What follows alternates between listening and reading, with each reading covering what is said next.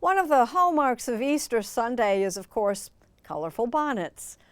Conor Knighton takes us back to a time not so long ago when exotic feathered hats were all the rage.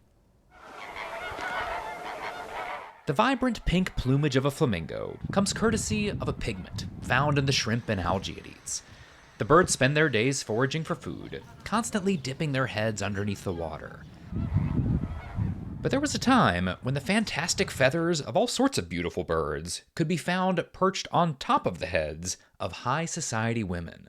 So at the end of the 19th century, people were just wild about wearing feathers. There was kind of a feather fever in both the United States and in Europe.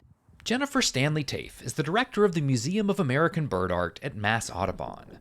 Founded in Boston in 1896, the country's first Audubon Society was established by women seeking to educate their peers about the devastating impact the feather trade was having on bird populations.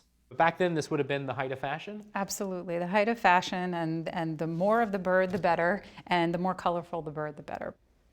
A whole menagerie of birds was used to manufacture hats and accessories. In 1886, an ornithologist conducted an informal observation on the streets of New York. Out of 700 ladies wearing hats, around 75% had feathers on them, representing an estimated 40 different species, some worth more than their weight in gold. Snowy egret feathers in particular were very sought after and expensive. So 1 ounce of snowy egret feathers was worth about $32, whereas gold at the time was worth $30. Plume hunting was a lucrative business. While the hats were popular in the Northeast, many of the feathers came from Florida. We had species that were absolutely almost driven to extinction, including the American flamingo, the roseate spoonbill, the snowy egret, the gray egret. And the numbers just declined precipitously throughout the decades that followed because of the plume trade. Kelly Cox is the director of Everglades policy with Audubon, Florida. In 1900, Congress passed legislation intended to stop overhunting. The Lacey Act was really our first environmental law in this country that addressed the illegal plume trade and started to make headway towards addressing interstate transfer of these bird plumes and made it illegal to do so. Of course, sometimes a law is only as effective as its enforcement. It seems like it would have been a lot of work to police this. How do you know? I mean, I barely know where we are. Yeah, nobody was policing this back then. Nobody. There was no law in the Keys. Jerry Lorenz is the director of research for Audubon, Florida. This part of Florida Bay is home to the roseate spoonbill, a colorful bird once extremely popular with plume hunters. This bay was hunted out. There was nothing left over here.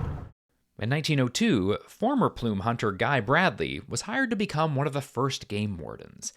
He patrolled these waters looking for poachers until he was killed in the line of duty after confronting egret hunters in the Everglades. His death really was a catalyst for this huge, sweeping nationwide protection for birds.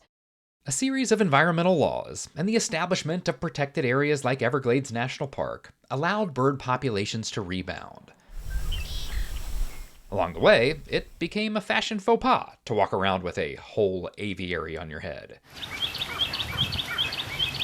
Today, it's once again possible to spot spoonbills in their natural habitat, although they face a different set of challenges. So humans were once the greatest threat to the spoonbill because we were hunting them. We're not doing that anymore, but we still pose a threat? Yes, currently the biggest threat to spoonbills in South Florida anyway is the result of climate change and sea level rise. Habitat loss due to development and pollution also threatens several bird species. But Kelly Cox is hopeful that we can come together to address those issues in the same way that bird lovers did more than a century ago to stop the plume trade. It's something that gives me faith in the humanity of people writ large, that we can do something wrong, but we can still correct it and move forward in a positive direction.